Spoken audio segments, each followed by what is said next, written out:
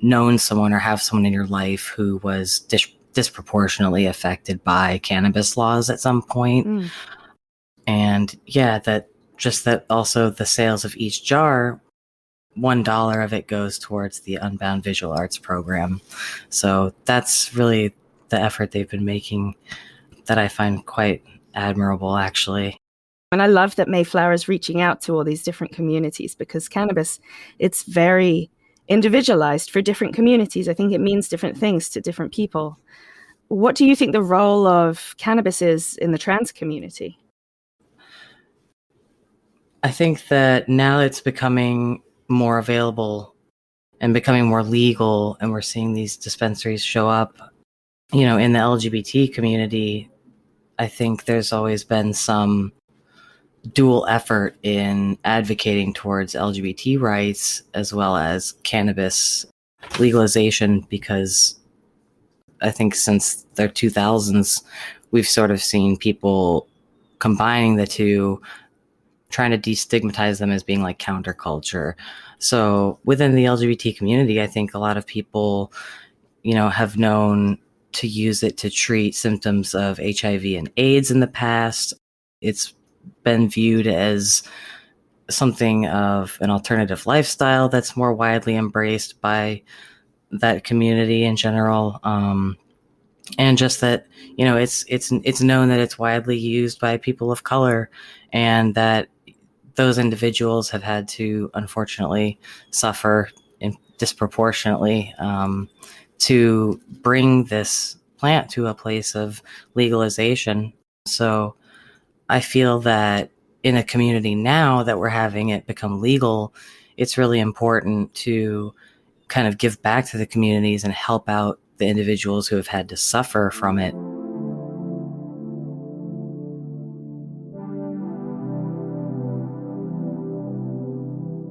And finally, I had a really honest conversation with my old friend TaShonda Vincent-Lee, co-founder and director of community outreach at Elevate Northeast, which is a women-led company that focuses on cannabis networking and empowering underrepresented populations to work and lead in the Massachusetts cannabis industry.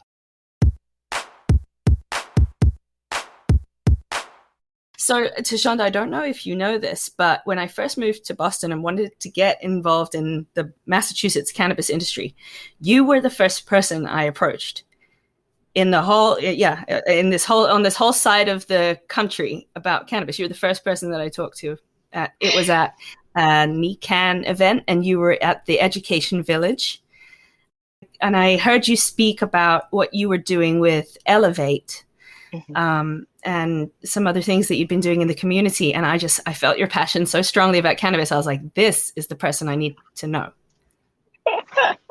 Well, first of all, I'm honored. I had no idea that I was the first person the Great Brit spoke to. So that makes me feel honored. I'm glad that my passion translated. I'm always honored whenever it can resonate. And then if we're able to build a connection after that, that's just, an added bonus and blessing. Mm-hmm. So, but we met, I think it was 2018, and some stuff has changed since then in the Massachusetts cannabis industry. What are you doing at the moment? Well, I'm still with the amazing Elevate. We've grown a bit, which is awesome. So since then, really my focus has been in outreach still, as it relates to the cannabis industry, and doing all that we can to serve the underrepresented as well as underserved communities that are in our neighboring communities. So that's really what I've been focused on, continuing to make a difference in the ways that I can. So can you explain a little bit about what Elevate does, sort of what you do bring to the community? Yes.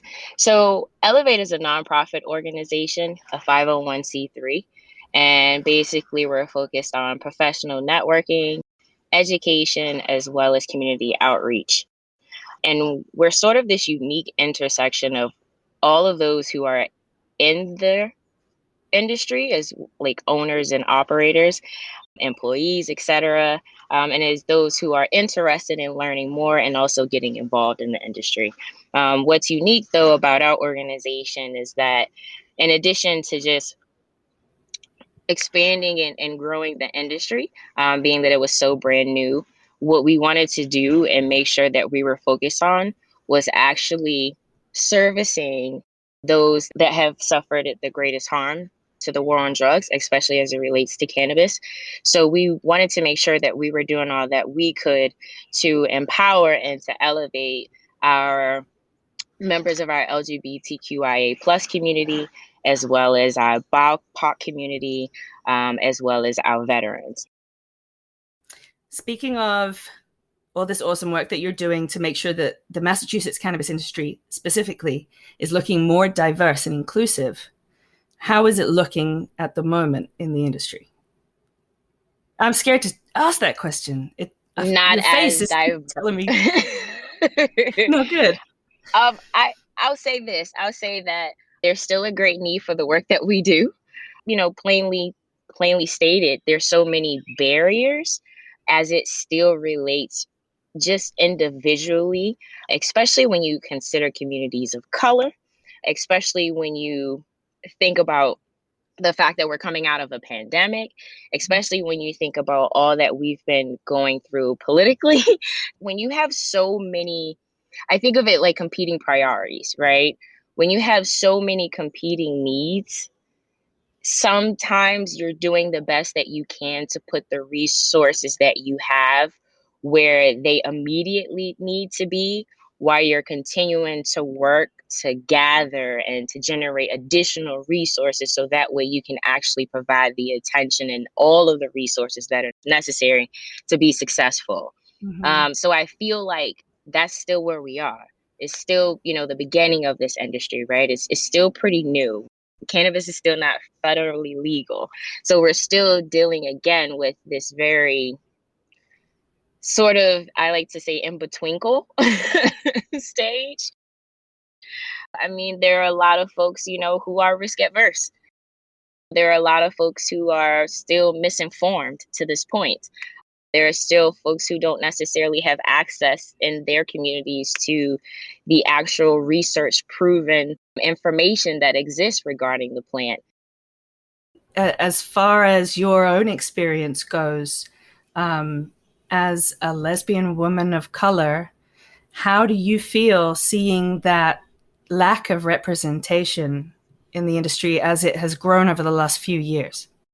For me, what is difficult is that there's sort of all of these microaggressions that exist, period.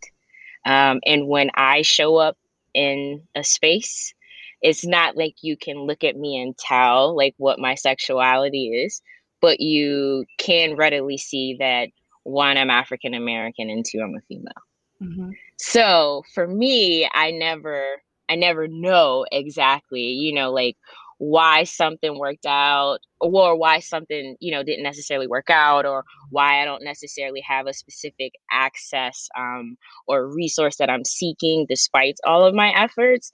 And so I can't necessarily I can see where others in my position would find themselves sort of not able to, like speak to it specifically as well. But Mm-hmm. the one thing that you can say is that, you don't see many other individuals who look like you, and who also are in, sort of the same position as you and identify as you. Yeah, absolutely. I know as you're talking about, like, you never know who is LGBTQ when you meet somebody in the cannabis industry. So there's like no way to know how many people from the community really are in the cannabis industry. For instance, myself, I'm a bisexual woman, but I'm in a heterosexual marriage. So it's just not something that you discuss or talk about. Mm-hmm. But what are the kind of barriers that you see to folks from the LGBTQ community getting into cannabis? Oh, I mean, I stigma. It's just like, I mean, I don't want to reduce, your one sexual preference and whom they choose to spend their life with, and their, and where their romantic interest lies. Again, and I always say spectrum because, again, I believe sexuality is on a continuum, if you will. But I mean, I feel like the same stigma that exists around same sex, relationships, like it's like taboo, right? Like Mhm. we're still, despite the fact that same sex marriage is legal, I mean, federally legal now, right? Right. Like I remember when it wasn't. This is a very new law that's in place now. And again, just like cannabis, right? Initially it was state to state. But then fast forward to today, right, where now it is federally legal and I'm able to get married, you know, and in Maryland, and it's recognized everywhere. But at the same time, it still doesn't stop the stairs. It still doesn't, culture doesn't change overnight. And Mhm. I feel like we're constantly, I feel like sort of the challenge that exists for us as citizens, and I have to say of the US, right? Because we have to consider government and how our policies work because they have a very huge impact on how we view ourselves, the spaces that we're in and that we're not. There's this intersectionality that exists that we have to recognize. And I would say we're constantly in this place where we're trying to balance and ensure that our policies reflect the current times and Yeah. the current culture. But I feel like both are always evolving and ever changing. This is the problem, right? You can't always keep the law keeping up with as fast as the culture moves. And I hope to see more empowerment of all folks who have been discriminated against in an industry that has been discriminated against. It's like within itself, we're all trying to just bloom out of all of these layers of stigma. It's like coming out parties over and over and over and over again. You know, I've had to come out twice to some people, once as a cannabis consumer and then once as bisexual. I mean, if we continue to move forward, right, and we continue to evolve and become really progressive, you know, in the true definition of it. And I think that we realize what's important. That's what I'm hoping happens after this whole, you know, panini, as we joke about it. But the pandemic, I hope that we, you know, we really start to take stock and to truly invest our time and our efforts in what's important.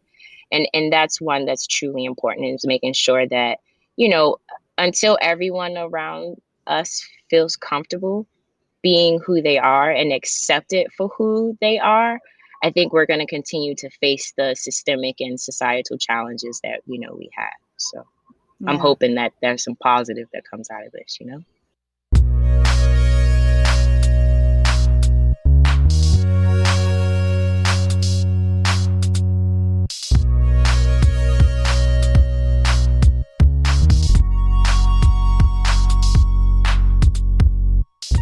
Before we hit the news, make sure you head on over to differentleaf.com and treat yourself to the latest issue of Different Leaf the magazine, which is looking truly incredible in neon pink and has some fantastic articles for your perusal. Take a look at the cover on our Instagram page at Different Leaf. And now for your US cannabis news. Congratulations to Connecticut residents, your state has officially legalized adult use weed. Beginning July 1st, adults in Connecticut will be able to legally carry 1.5 ounces of cannabis on their person and up to 5 ounces in their home or locked in their vehicles. Connecticut marks the 5th state to legalize pot this year, following New Jersey, New York, Virginia, and New Mexico. And that makes 19 states, including DC and Guam, with legal adult use pot. Rec sales in Connecticut are expected to start sometime in 2022, and half of all rec licenses will be issued to low-income applicants. The Rhode Island Senate Judiciary Committee has approved a bill that would legalize marijuana in the Ocean State. The Rhode Island Senate president said that he wants to work with the governor and the House to get the reform passed into law later this year. The Democratic governor of Louisiana has signed a bill this week that lets medical marijuana patients legally smoke whole flower marijuana. Congratulations. Before this week, medical cannabis patients in Louisiana had to pick between elixirs, gummies, and inhalers. And here in Massachusetts, delivery recreational cannabis is now officially a thing. Congratulations to our friends Philip Smith and Jenny Roseman at Freshly Baked, who made the state's first legal delivery to former Cannabis Control Commissioner and social equity champion Shalene Title. And late night host Conan O'Brien kicked off his retirement in the best way by smoking a joint with actor and famed marijuana enthusiast Seth Rogen. Conan and Seth toked up live on